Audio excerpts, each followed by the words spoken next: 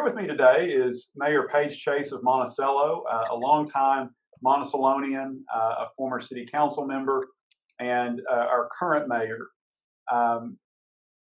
Mayor Chase has been very kind with her time today and volunteered to speak with us about community and her perspective on what community means to her and its meaning and impact, not only in Monticello, but at large. As someone who's a city administrator during a particularly challenging time today, we're very thankful for you, Mayor, giving us your time today and your perspectives and insights. So thank you very much for being with us today.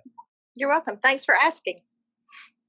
So at this time of the year, as we reflect and have a call to public service with the 9/11 commemoration, we also want to take time to think about the power and impact of community, whether it be in Monticello, in Southeast Arkansas, the state, or the nation. And so I was hoping that after some time you could reflect on community with us and share some of your thoughts. Sure. Again, thank you for having me. Thanks for asking me to do this. It's quite a privilege, and I appreciate the confidence and the honor. When I think about community, I get real simple. I think it's just regular folks, doing what they do and joining their neighbors to do the same thing. It's just neighbor helping neighbor, neighborhood helping neighborhood, friends across town helping friends across town, and then it grows to cities helping cities, and counties helping counties, and city and county helping each other. And I don't understand anything other than that. That's what you're supposed to do as a human being. And it's gosh, I'm so excited when I get to help someone else. I don't really like to ask for help, but if I need help and I've given help, I don't have a problem asking. And I think it's an honor and a privilege to help others. And so that's what community is to me. It's just folks helping other folks in whatever capacity. Everybody has different talents. And some cities do one thing better than another city. And so, and we think about Monticello and its role in Southeast Arkansas. We're the center, and we will be better if all those cities around us are better, and they will be better if we are better. So that's what community is to me. It requires action by each and every community member. That means you and your household can, if you need to pick up trash, please pick up trash that's, in your neighborhood. If there's a culvert that's blocked and you can help your neighbor unblock that culvert, please do that.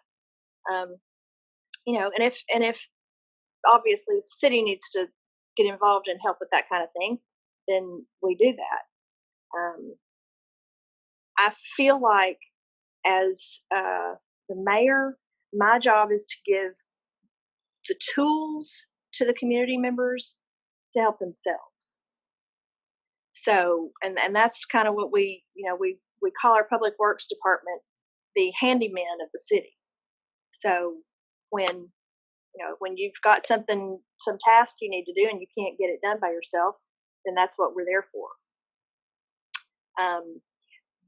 If you give people the tools that they need and you encourage them to take action for themselves, then they begin to get creative and they find ways to solve problems themselves. And that's always a good thing. That, rarely does that turn out to be a bad thing. But it encourages others also. It's kind of a domino effect. So it sounds like to you, community means a lot of things, but two would be to empower others, to help others.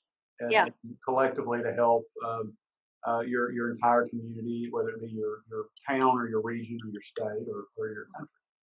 And Hmm. I should say, I'd be remiss if I didn't point out that you're in a unique role in that you are now mayor, but public service, and particularly public service to the city of Monticello, runs very deep in your family. And so I can only imagine that sense of community and that sense of public service is not only strong, but probably grows stronger over time as you continue to be more involved and invested in the community. It does. Um, when I think about, my family we were never political. Now, my father and my mother always voted, and they felt like politics and government were important, but never did become. We were never political. And my dad began helping Jay Dickey with his campaign, and he ended up being his chief of staff. And then he ran for state rep, and he termed out, and so then he ran for mayor. My husband, after we got married and had a couple of kids, he's like, I think I want to serve on city council. And I was completely shocked, but didn't discourage that because I felt like it was an important thing to do, especially when he'd grown up here and lived here all his life. And so he did that. And then when he passed away, I was asked to take his seat. So I did. And as I did that and learned more, like, man, this really is important. And it really does need somebody who will dig down and try to solve the hard problems, you know. So anyway. Well, and we know that your experience is certainly, I think, being put to a premium in value as of late, as we have addressed nationally and at the state and local levels um, several different challenges as of late.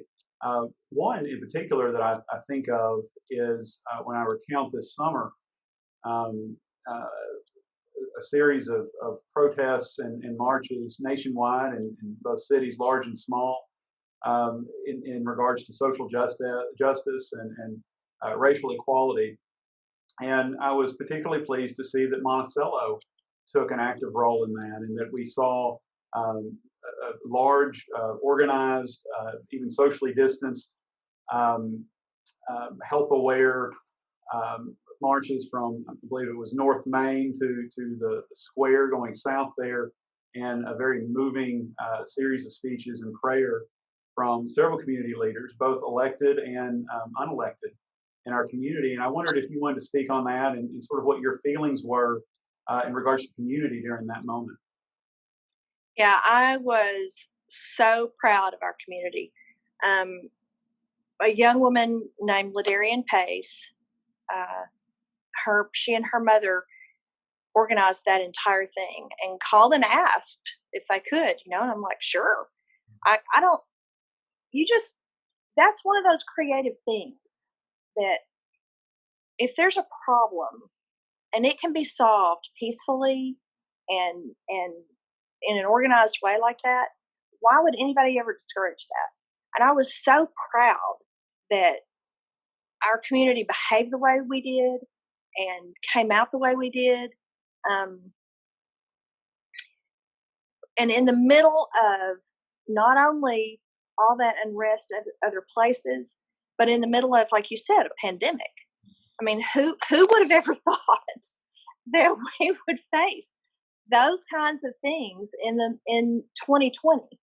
Um, but I just say how I can't say enough how proud I am about how that turned out, and the point was right on. They didn't. Nobody missed the point. Um, Everybody that was there, I really felt like believed the same thing that that all people want is a fair shot. And if you can provide that at all, then that's your obligation. So I was just very, very, very, very proud and very humbled by the way that was handled and the way and the community did that. That was not city led. That was not me. That was a young woman named Ladarian Pace and her mom who got all those people together and handled that the way they did.